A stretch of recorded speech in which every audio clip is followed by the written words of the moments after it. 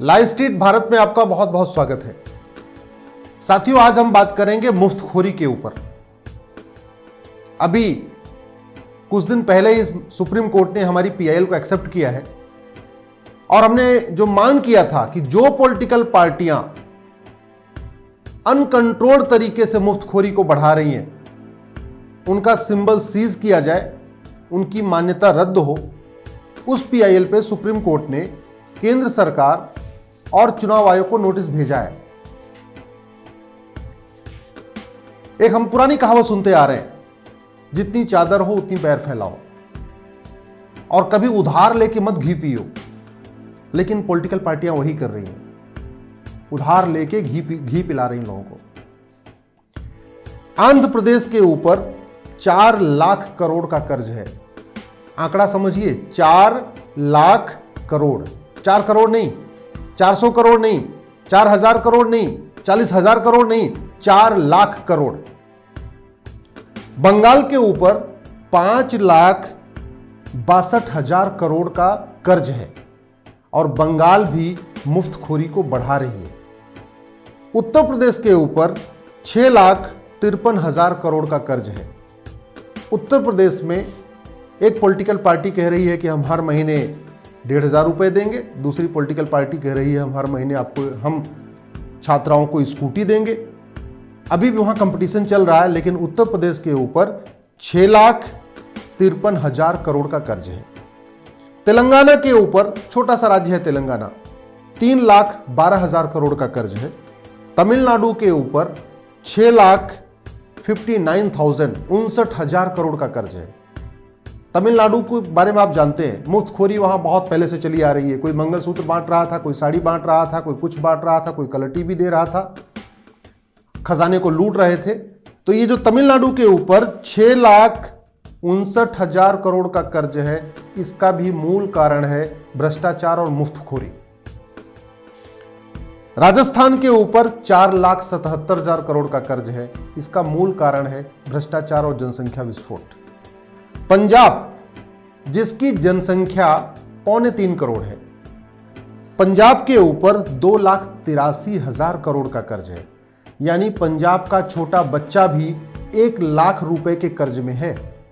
इसके बावजूद आम आदमी पार्टी कह रही है कि हम सभी महिलाओं को 1,000 रुपए देंगे।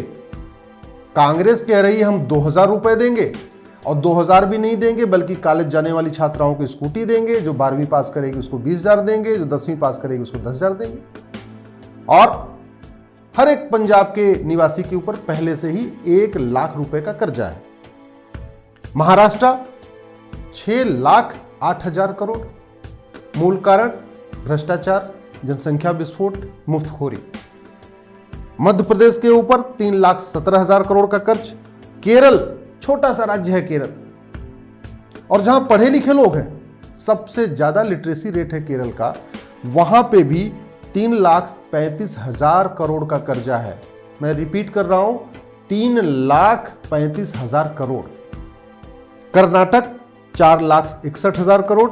हरियाणा 2,79,000 करोड़। गुजरात के ऊपर 4,02,000 करोड़। बिहार के ऊपर 2,46,000 करोड़। सवाल यह उठता है कि पैसा है नहीं, राज्य कर्ज के तले डूबे हुए हैं। कुछ राज्य इतना ज्यादा कर्ज के तले डूबे हुए हैं कि अब वो कर्ज भी नहीं ले सकते, कर्ज लेने की उनकी लिमिट खत्म हो चुकी है। तो फिर से अगर ये मुफ्तखोरी का वादा कर रहे हैं तो पैसा आएगा कैसे? ये पैसा आएगा शराब की दुकान खोल के। दिल्ली, छोटा सा राज्य है, लगभग 2 करोड़ से थोड़ा सा ज्यादा जनसंख्या है, 2 करोड़ की पॉपुलेशन है। कॉस्मोपॉलिटन शहर है, यहां लोगों को शराब पीने की इतनी आदत नहीं है। दिल्ली में कोई शराब का कल्चर नहीं है। इसके बावजूद दिल्ली सरकार 900 नए शराब की दुकानें खुलवाने का तैयारी कर चुकी है। क्यों करवा रही है आप जानते हैं? क्योंकि दिल्ली के ऊपर लगभग 21,000 करोड़ का कर्जा है। और ये दिल्ली के मुख्यमंत्री जो 2 करोड़ लोगों को संभाल नहीं पा रहे हैं, बजट कंट्रोल नहीं कर पा रहे हैं, 21,000 करोड़ का कर्जा हो चुका, उस कर्जे की भरपाई के लिए 900 शराब की दुकान खुलवा रहे हैं। ये पंजाब में जाके नशाबंदी का वादा भी कर रहे हैं। कह रहे हम पंजाब को नशा मुक्त बना देंगे, पंजाब को शराब मुक्त बना देंगे, पंजाब को भ्रष्टाचार मुक्त कर देंगे। इस पाखंड से बचने की जरूरत है। चूंकि कोई कानून नहीं है, इसीलिए मजबूरी में हमें पीआईएल फाइल करना पड़ा। भारत में पॉलिटिकल पार्टियों को रेगुलेट करने के लिए कोई कानून ही नहीं है। पॉलिटिकल पार्टियों को रजिस्ट्रेशन करने की एक कानून है, रिप्रेजेंटेशन ऑफ पीपल एक्ट, कि कैसे रजिस्ट्रेशन करना है, लेकिन डी रजिस्ट्रेशन कैसे करना है इसका भी प्रोसेस नहीं है। पॉलिटिकल पार्टियों को सिंबल देना है, इसका एक नियम बना हुआ है, सिंबल कैसे छीनना है इस पर भी कोई भी क्लैरिटी नहीं है।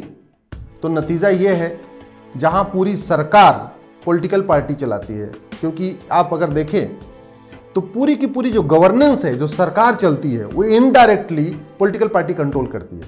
पॉलिटिकल पार्टी तय करती है कौन प्रधानमंत्री बनेगा, कौन राष्ट्रपति बनेगा, कौन गवर्नर बनेगा, कौन मुख्यमंत्री बनेगा, कौन मंत्री बनेगा, कौन गृहमंत्री, सब कुछ पॉलिटिकल पार्टी तय करती है। लेकिन पॉलिटिकल पार्टी चलेगी कैसे, इसका कोई कानून ही नहीं है। बार बार कहने के बावजूद हमारे देश में सबके काम डिसाइड है। क्लर्क क्या करेगा, थानेदार क्या करेगा, हवलदार क्या करेगा, चपरासी क्या करेगा, पेशकार क्या करेगा, तहसीलदार करेगा, सबके रोल्स रिस्पॉन्सिबिलिटीज डिफाइन है। सांसद विधायक क्या करेंगे इसकी रोल्स रिस्पॉन्सिबिलिटीज डिफाइन नहीं है। और पूरे देश, पूरे राज्य और केंद्र को गवर्न करने वाली पॉलिटिकल पार्टियां कैसे चलेंगी, ये क्या वादा कर सकती हैं, क्या वादा नहीं कर सकती हैं, कैसे बिहेवियर करेंगी, कैसे नहीं करेंगी, इसके लिए कोई आज तक कानून ही नहीं है। ये देश का दुर्भाग्य है। सबसे पहले ज़रूरत थी इस देश में सांसदों विधायकों की रोल्स और रिस्पॉन्सिबिलिटी डिफाइन करने की, वो आज तक नहीं हुआ।